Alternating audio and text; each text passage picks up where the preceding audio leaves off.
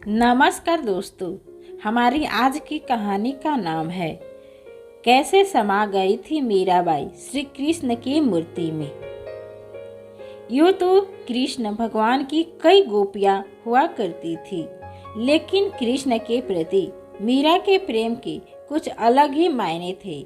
मीराबाई भक्ति और प्रेम की एक ऐसी मिसाल मानी जाती है जिन्होंने अपना पूरा जीवन कृष्ण दर्शन के लिए समर्पित कर दिया।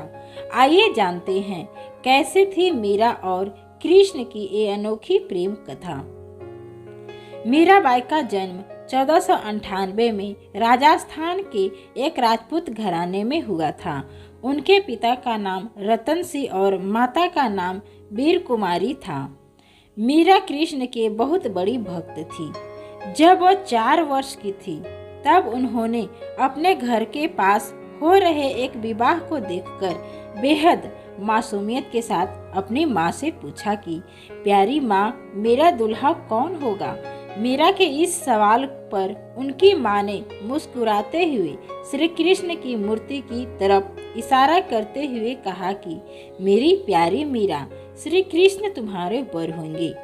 जिसके बाद से ही मीरा श्री कृष्ण को अपना स्वामी मानकर उनके प्रेम में विलीन हो गई। कुछ समय बाद ही मीरा की मां का निधन हो गया था। जब मीरा बड़ी हुई तो उनके मन में ये विश्वास था कि श्री कृष्ण उनसे शादी करने जरूर आएंगे। मीरा बेहद खूबसूरत और स्वभाव की कोमल थी। वे बहुत सुरीली आवाज में गाना गाती थी। लेकिन मीरा की शादी मेवाड़ के महाराणा सांगा के पुत्र राणा सांगा से हुई थी। मीरा ये शादी नहीं करना चाहती थी, लेकिन परिवार के जोर देने पर उन्हें ये शादी करनी पड़ी। माना जाता है कि शादी के बाद भी मीरा का प्रेम कृष्ण के लिए कम नहीं हुआ था। विदाई के समय कृष्ण की वही मूर्ति अपने साथ लेकर गई जिसे उनकी माँ ने उन्हें उनका दूल्हा बताया था।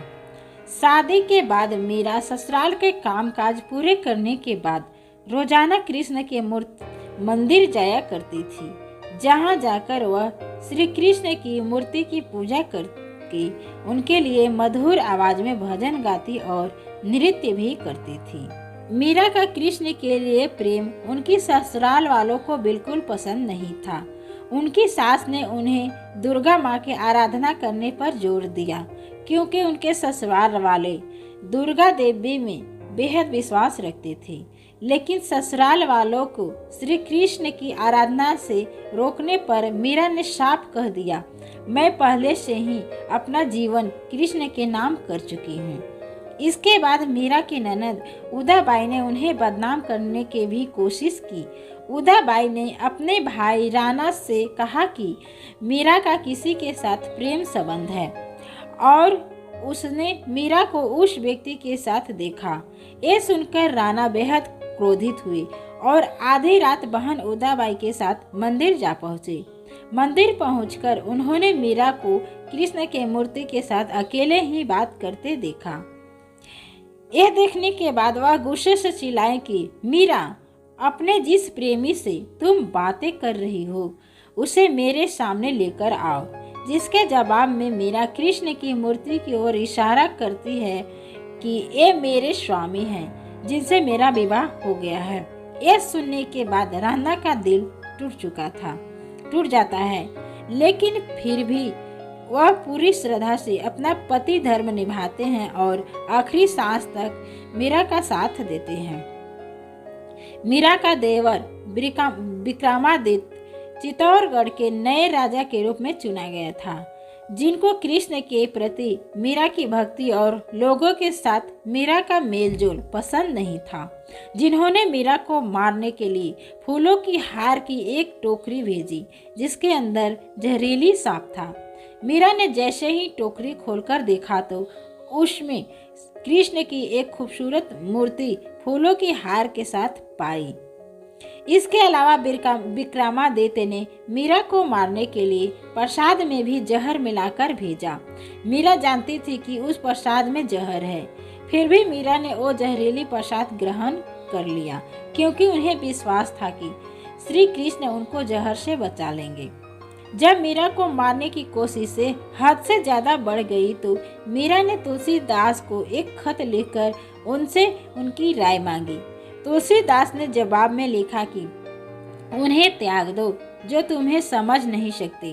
भगवान के लिए प्रेम ही सच्चा प्रेम होता है, दूसरे रिश्ते झूठे और वक्ती होते हैं। मीरा का जीवन उस समय पूरी तरह बदल गया जब अकबर और तानसेन भेष बदलकर मीरा के गाने सुनने चित्तौड़गढ़ के मंदिर आ पहुँचे। इन्होंने मीरा के पवित्र चरण छूकर कीमती जवाहरात के माला कृष्ण की मूर्ति के आगे रख दी। जैसे ही राणा को ये सूचना मिली वह बेहद क्रोधित हो गए, जिसके बाद उन्होंने गुस्से से मीरा को कहा कि जाकर डूब मरो और जीवन में कभी भी अपना चेहरा मत दिखाना। तुम्हारी वजह से मेरी और मेरे परिवार की बहुत बदनामी हो चुकी है। तुमने हमें लांछित किया। मीरा ने राणा की कही बातों का पालन किया और वह गोविंदा गिरधारी गोपाल जपते जपते कृष्ण के ख्यालों में नाचते गाते नदी की ओर बढ़ने लगी। जैसे ही मीरा ने नदी में कूदने की कोशिश की, पीछे से किसी ने उनके हाथ को थाम लिया और वह गिरने से बच गई।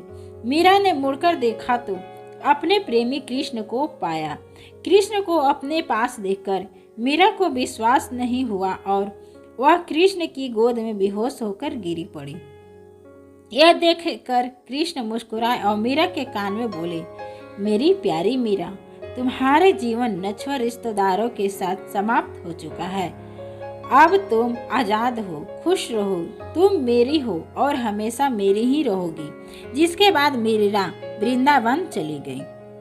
मीरा के वृंदावन चले जाने पर राणा वृंदावन आकर मीरा से माफी मांगते हैं और अपने साथ चलने को कहते हैं, लेकिन मीरा साथ चलने से इनकार कर देती है कि मेरा जीवन कृष्ण से जुड़ा है। ये सुनने के बाद पहली बार राणा कृष्ण के प्रति मीरा के प्रेम की भावना को समझते हैं और वृंदावन लौट जाते हैं। लेकिन कुछ समय बाद मीरा भी मेवाड़ लौट जाती है और अपने पति राणा से विनती करती है कि वह उन्हें कृष्ण के मंदिर में रहने की अनुमति दे।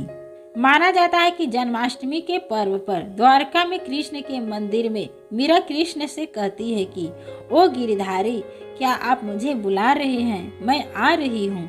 मीरा को एक कहते सुन राणा और वहाँ मौजूद सभी लोग हैरान रह जाते हैं। माना जाता है कि कृष्ण को पुकारते ही मीरा में एक तरह का प्रकाश उत्पन्न हुआ और मंदिर के कपाट खुद से बंद हो गए। जब कपाट खुलते हैं तो मीरा की साड़ी कृष्ण भगवान की मूर्ति पर लिपटी हुई होती है, लेकिन मंदिर में मीरा नहीं होती। सिर्फ मीरा और उनकी बांसुरी की आवाज सुनाई देती है। माना जाता है कि मीरा कृष्ण की मूर्ति में ही समा गई थी। तो दोस्तों, आशा है कि ये कहानी पसंद आई होगी। कहानी पसंद आई तो लाइक और सब्सक्राइब करें। Thank you.